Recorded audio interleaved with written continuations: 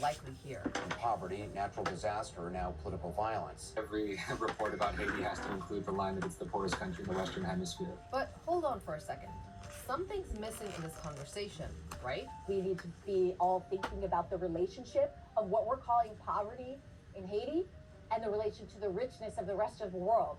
And how did the rest of the world get so rich? Let's start with France. Imagine if you were enslaved and after fighting for your independence, you were forced to spend the next couple of generations paying compensation to those who colonized you. Reparations for slaveholders is a new one for me. That is exactly what happened to Haiti. This is punishment for their unwillingness to remain under the yoke of slavery. In 1697, France and Spain ended a war with each other by dividing up the Spanish colony Hispaniola. Through the labor of enslaved indigenous and black people, Saint-Domingue became the world's most profitable colony, exporting sugar, coffee, and indigo. Enslaved people in Saint-Domingue suffered some of the harshest and cruelest slave punishments in the entire Atlantic world. Life expectancy was extremely low, such that at the moment of the Haitian Revolution breaking out in August of 1791, the vast majority of enslaved people had only been on the island for 2 or 3 years. They were from whatever nation that they had been captive and brought over, and they basically said no. Self-liberated Africans led the Haitian Revolution and ended slavery in present-day Haiti and the Dominican Republic. After 12 years of fighting the French colonial power, which had tried to reintroduce slavery, the formerly enslaved people of Saint-Domingue officially declared independence and renamed their country Haiti. Many countries, including the United States, refused to recognize Haitian independence in fear of slave rebellions. And France refused to accept Haiti's independence unless Haiti paid 150 million francs as so-called compensation for lost revenues from slavery. That was around 10 times Haiti's annual budget. But Haiti couldn't decline the indemnity request since the French came ready for war, carrying more than 500 cannons on their ships. Articles from that period show that the French king knew the Haitian government wouldn't be able to repay the debt, which decimated Haiti's economy. Haitians had extremely high taxes, and most of the tax revenue was paid for the indemnity.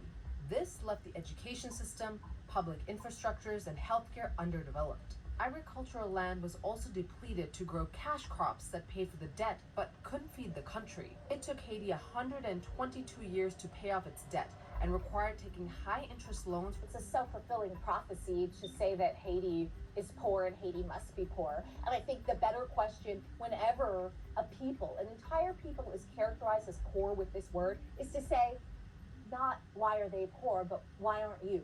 But it's not just the French who have played a role in Haiti's misery. So, the United States has intervened in Haitian affairs quite a lot. President Moïse's assassination in 2021 left some Haitian officials calling for U.S. intervention. But not everyone agrees. The only way that that could ever even have a fruitful outcome would be if it was because they were in dialogue with the Haitian people for the first time. Because that is not what usually happens. That's not what happens at all. They dialogue with the people claiming power, and some negotiation is struck between those vying for power and the United States government. There's a lot of people saying, no, we don't want the United States to come and intervene again, because this is, again, a repetition of history. The history that Professor Doubt is talking about involves the United States' 19-year occupation of Haiti, an occupation that killed thousands of Haitians. Following the assassination of Haiti's president in 1915, U.S. President Woodrow Wilson's administration invaded Haiti to protect U.S. investments. Then, they forced the election of a new Haitian president who would protect American interests in the country. Racist and fear-mongering rhetoric was used to justify the move. The occupation ensured that the U.S. prioritized its own interests in Haiti over what was best for Haitians. The U.S. occupation ended in 1934 after local dissent and rebellion grew too costly for the U.S. to control. But even after the occupation, the United States continued to play a role in the internal affairs of Haiti. In 1957, the U.S. government threw its support behind a Haitian dictator, François Duvalier. Duvalier and his successor, aka his son Jean-Claude, ate up aid from the United States in exchange for their strong anti-communist stand at the height of the Cold War. Haitian uprisings ended Duvalier Jr.'s rule and led to Haiti choosing its democratically elected leader, Jean-Bertrand Aristide, in 1990.